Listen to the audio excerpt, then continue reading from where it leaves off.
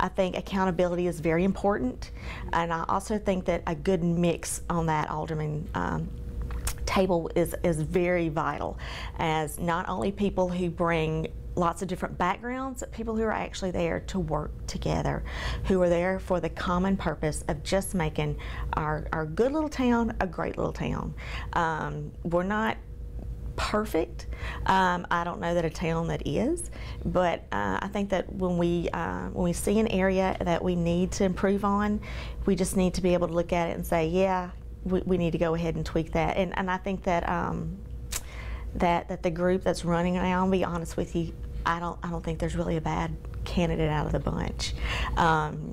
Every single alderman candidate that is running right now brings something unique and a very unique voice to the table. The main reason I'm running at this point is to put my experience back on the town council. That's my hope, and at some point to make sure that the new people that are on have a perspective on the background, how we got to where we are, other than the 2.5-year gap that I'm still catching up on, how we got to where we are, and to continue to develop vision to move forward, as you say, to market the area for businesses prospectively coming in.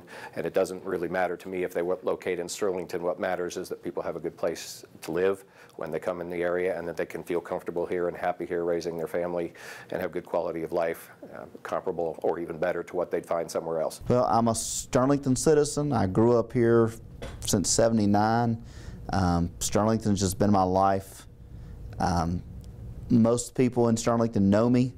Most people in Sterlington prayed for me as a kid.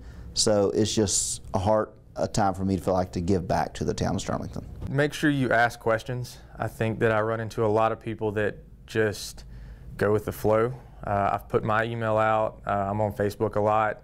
I know that the candidates that I'm working with, Matt Talbert and Heather Gainey, we were both out knocking on doors, asking questions, stressing to people to, ask us questions, tell us what you want. And it's hard to be a voice for someone who doesn't let you know what they want to say. And that's the biggest thing I've seen, is when I ask questions, I get answers, and then I'm able to make a more educated decision on what to do and how to do it. I'm just all about the community here. Like I said, I've got my 2 boys, they play baseball at the rec. I've got a 13-year-old and an 11-year-old, and so we're usually on the baseball field somewhere. The community is really one like I've never seen before.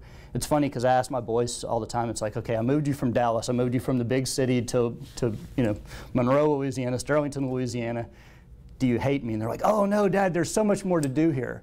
And it's really because of the village that we've created, and the people that make up that village. So it's, how do you keep that small town feel while you're going through the growth that you're going through, and you don't want to lose that small town vibe.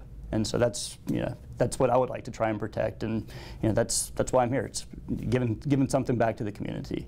And even if things don't work out and I'm not elected, I'm still going to be helping out in whatever capacity I can. So. There's been problems with the audits in the past and stuff like that, and so I would think with some of my audit experience that I could help them, reach some of those goals or whatever, as far as fixing some of the errors that are on there and things like that. This year we're going to see some big changes in the election. We're obviously going to have a new mayor. We're going to have at least 4 new councilmen. So it is important for people to get out and vote.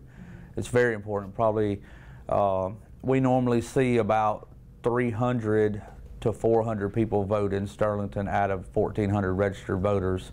So we really need people to get out and vote and put good people in office.